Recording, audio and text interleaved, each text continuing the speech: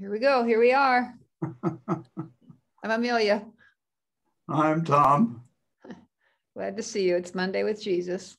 And we have a continuing story of Jesus' passion, death, and resurrection, according to the Gospel of Mark. And today we have the story of was commonly called Peter's denial, but that's sort of sandwiched. No, actually, it's the trial is sandwiched inside Peter's denial, right? So it's also about the trial of Jesus before the Sanhedrin, right, Tom? That's right. Okay, and you're gonna tell it first. Yes. Okay. Yep. Okay, great. So this is the story that after the arrest, they took Jesus and led him away to the house of the high priest. And all the chief priests and scribes and elders gathered together.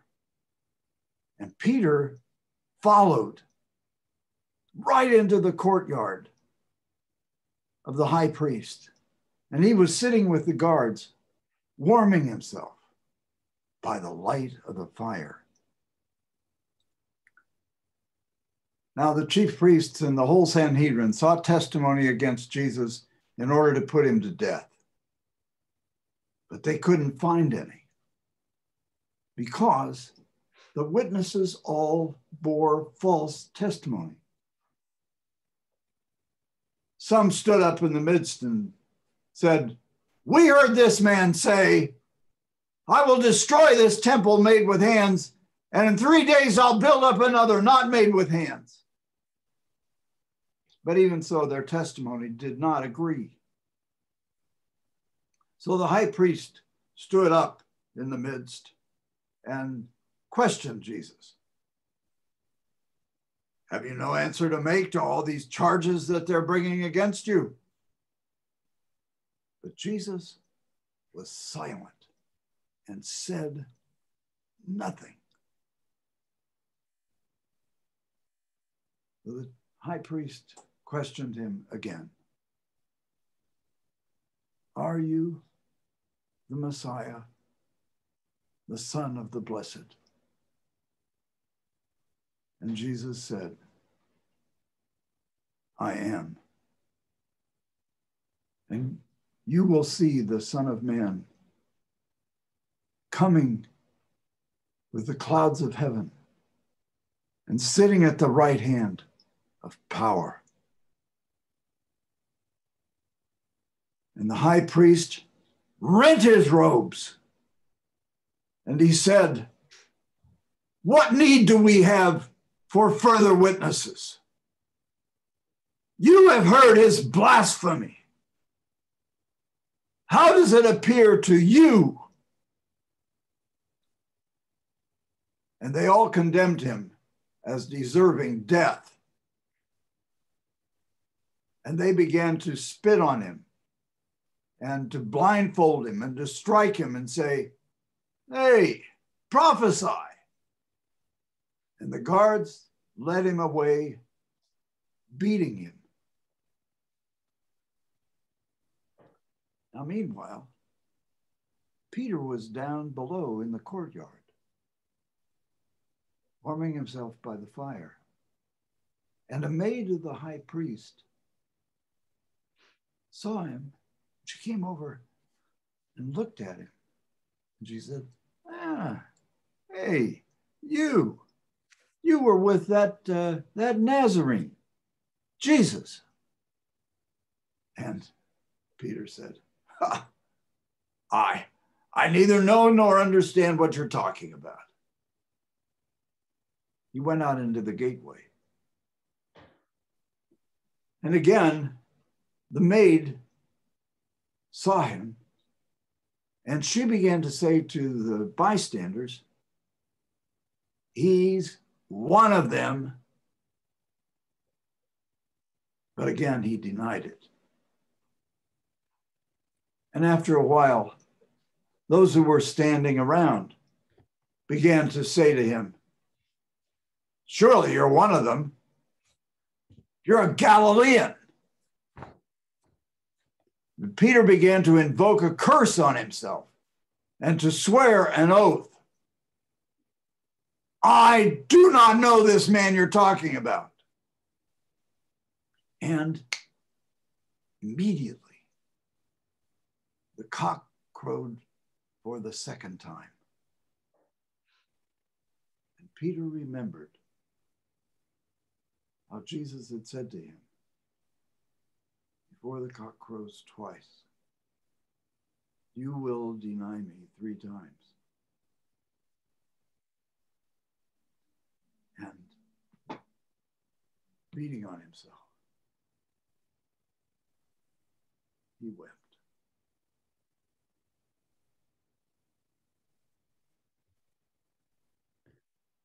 Okay, thank you, Tom. So that's the story for today. We get that little bit at the beginning that follows Peter into the courtyard, and then we have a trial scene. And the trial scene is complete with witnesses who Mark says bear false testimony, but I wonder if, if the judges, the priests, the chief priest would realize that it's false testimony, and if so, if they would be obliged to release Jesus. Well, that's the implication, is that they recognized that it was false testimony, that it was, in the language of the 10 Commandments, this was bearing false witness, which was how did they recognize it? Because the testimony didn't agree. Was that the clue that they would have known? Yes. Okay. Yes, that's the only thing they would have known, but they could recognize that they were saying different things. And the law was that in order to find a defendant guilty of a capital crime, that there had to be at least 2 witnesses and their testimony had to agree. And so the fact that Mark then says they bore false witness and their testimony did not agree means that they had nothing on Jesus. Okay. And so that's the implication. Okay. Is that why Jesus remained, was silent, or should he have, Well, that was one of the rules in the ancient world, was that in a trial you were not required to speak in relation to charges, and that if you were silent, that implied that you were innocent, because if you were not, you would defend yourself, you would try to do something. But if you're silent, then the implication is that you were innocent. Right. So if these witnesses were disagreeing, it wasn't good testimony, he just is quiet. He doesn't need to say anything because it's clearly, their accusations are clearly false, and he'll be released, right? Right. But that didn't happen. Well, what happened? So what happened? The high priest kept asking. Okay. And so he stood up and asked him directly, are you the Messiah? And that is a question that resonates through the whole gospel, because in many places during this story, Jesus has told people, demons, whatever, not to make him known, to be silent, and not to tell the story. So after he healed the leper, he said, now, he sternly charged him and said, you see that you say nothing about this to anyone, but go and present yourself to the priest and offer what was required by the law for the people. And so he went and became an evangelist and told the story everywhere. But so Jesus told him to be quiet because he had because he had healed premonition of what's going to happen, or that he had made himself unclean by touching this leper. And and he also knew that if it became known that people would come to him from everywhere, which is exactly what happened. And so another instance is that with Jairus' daughter, that after Jesus lifted her up and she got up and walked around, he charged her parents to tell no one about this. So there are a whole series of those things, which is called the Messianic secret, that Jesus was keeping his Messianic identity from being known. And it's not clear why. It's one of the mysteries through the story. Well, maybe it's because he figured that would be the end of his work if the authorities found out. Well, that's what happens now. And so the reason why he maintained that secret becomes very clear right now.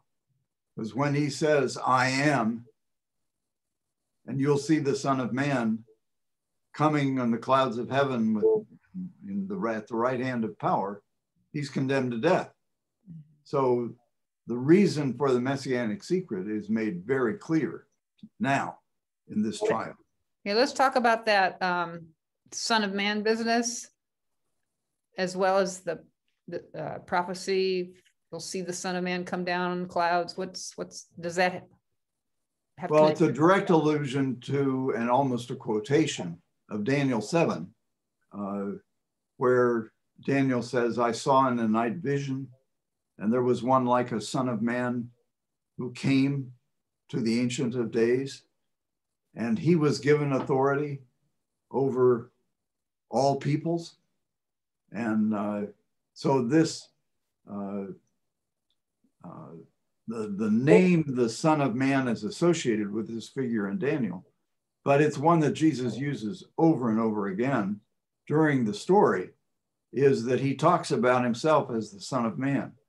So at the healing of the paralytic, for example, he says to the scribes who were questioning him,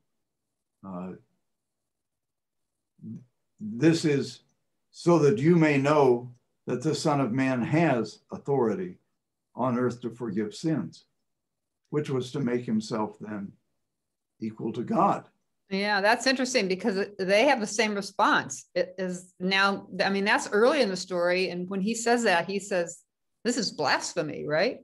Well, no, they don't say that there. Only God has. People rejoice, that's all. No, but the scribes, didn't they say it was blasphemy?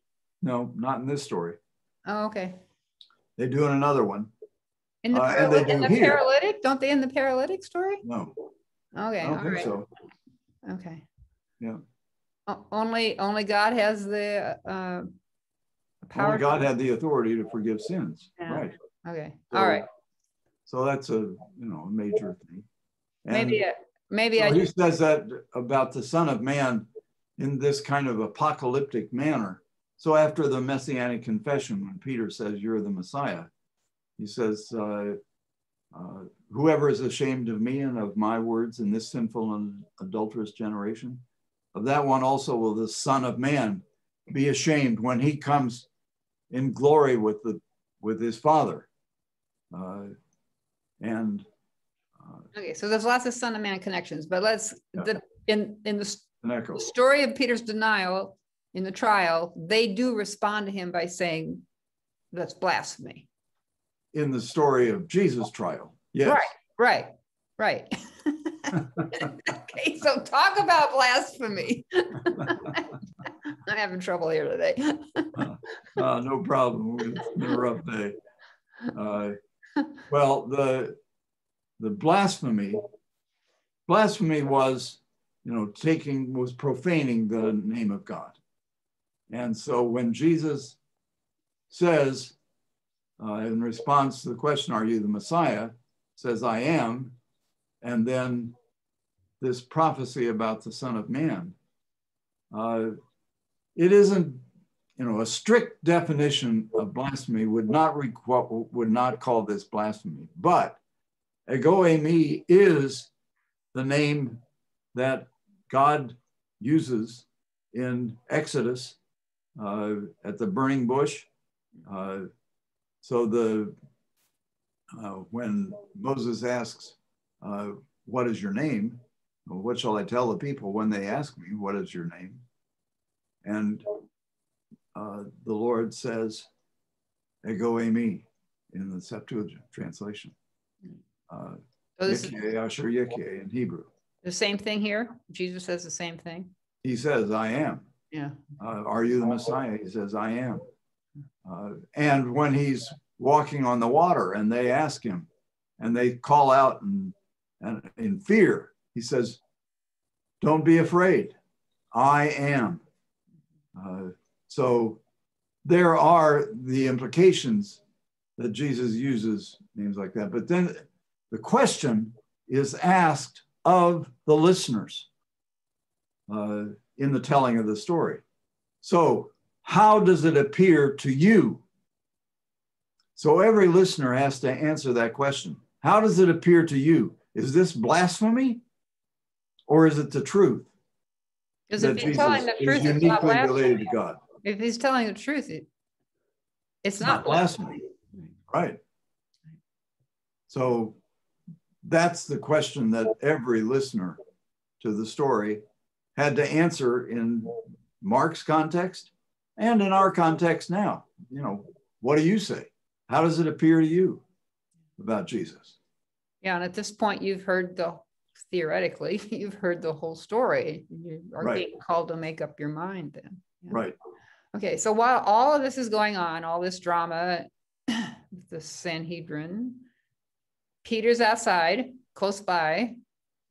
Down in the courtyard. And down in the courtyard. So talk a little bit about that very significant part of the story. Well, Peter had followed. He was the only one who kept his promise.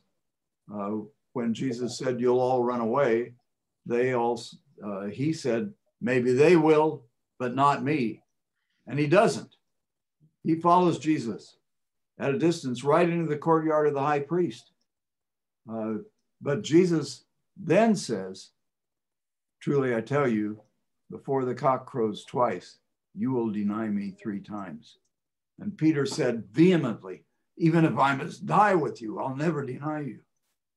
And they all said the same. Well, they all ran away. Peter didn't. He followed him at a distance.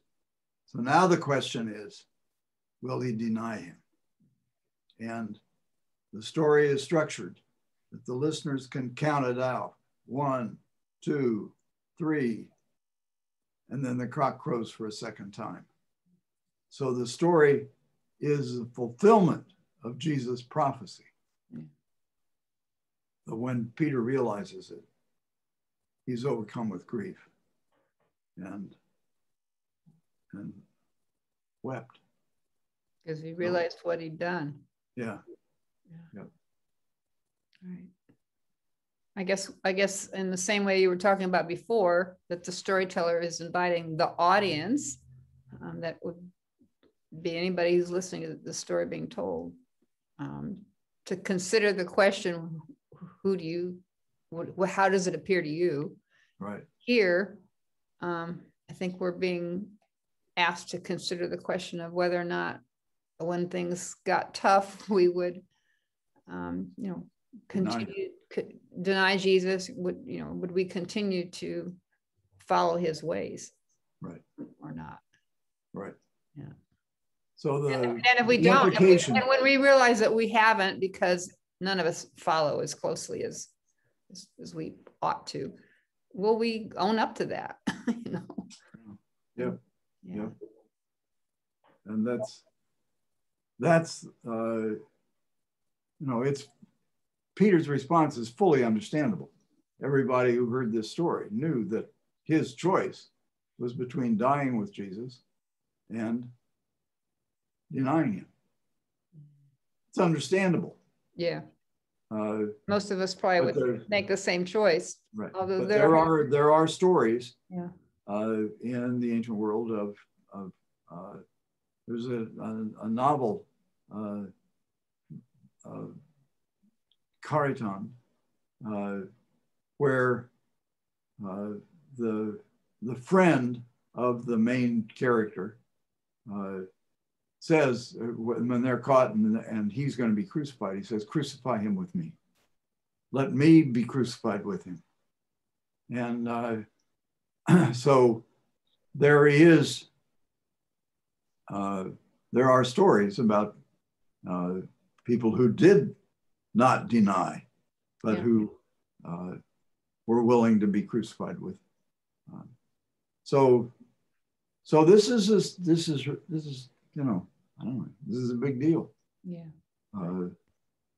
And the implication throughout the story is that Jesus is a Messiah who does not use violence and who is engaged in nonviolent protest against the policies of the chief priests, but who is not using violence. And so that's one of the implications, is that they are denying and running away from a nonviolent Messiah who didn't fit their expectations. Right. I guess those two questions are that the audience has asked, they are related. So if we really, really think Jesus is divine, and then it behooves us to follow him no matter what. And if we choose not to, if we kind of fall away once the going gets tough, then we probably don't really believe that he's the Messiah.